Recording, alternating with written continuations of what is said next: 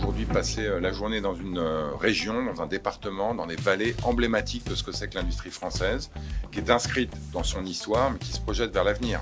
Donc Ugitech, c'est un producteur, vous le saviez, d'acier inoxydable, unique en France, qui est projeté vers l'avenir au sens où on est dans une logique de recyclage, on est dans une logique de décarbonation, on est aussi dans une logique malheureusement de compétition internationale qui font que c'est difficile aujourd'hui d'être Ugitech et que pour autant Ugitech est dans une logique de conquête. Nous avons essayé de faire passer l'ensemble des messages, déjà de partager un certain nombre de préoccupations que nous avons parce que la conjoncture 2023 n'est pas forcément des meilleures.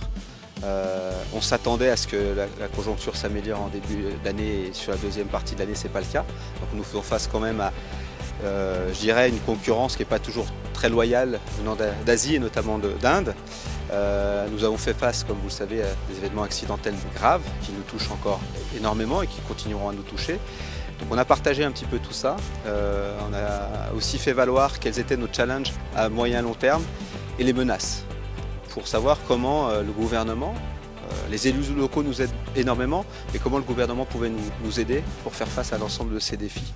Mais aussi pour transformer un certain nombre de projets que nous avons dans les cartons, que nous avions dans les cartons. Le projet Ugirig en fait partie. C'est un projet qui vise à traiter des coproduits venant de nos usines, mais aussi de traiter des catalyseurs et des piles pour en extraire, donc en recyclage, des produits usagés, pour en extraire un certain nombre de métaux qui viendraient substituer des métaux, des matériaux que nous utilisons en termes de matières premières pour fabriquer nos aciers.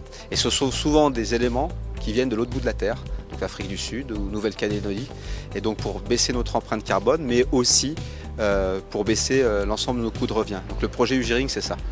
Et donc on est une entreprise qui se projette vers l'avant, qui reprenne un site emblématique. Pour faire en plus de l'acier recyclé, à partir de produits recyclés, c'est vraiment des démarches qu'on a envie d'appuyer.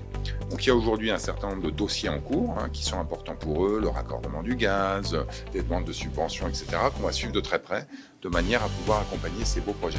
Nous sommes en train de sécuriser déjà, essayer de sécuriser la partie des financements, la partie des subventions. Nous avons besoin de subventions, nos actionnaires nous accompagnent, mais pas à hauteur du fonds nécessaire pour atteindre, je dirais, ce financement-là.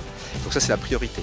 Après, en termes d'emploi, oui, le projet Ugirig sera créateur d'emplois et donc nous étudierons l'ensemble des CV.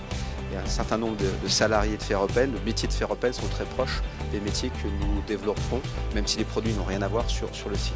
Donc c'est évidemment quelque chose que nous étudierons. Chaque chose en son temps, il faut déjà qu'on fasse avancer le dossier administratif, ça devrait être fait d'ici l'automne, on l'espère, s'assurer que le raccordement du gaz est bien fait, etc. Et évidemment, il y aura des embauches à la clé, plusieurs dizaines, et ça c'est aussi une bonne nouvelle pour le site.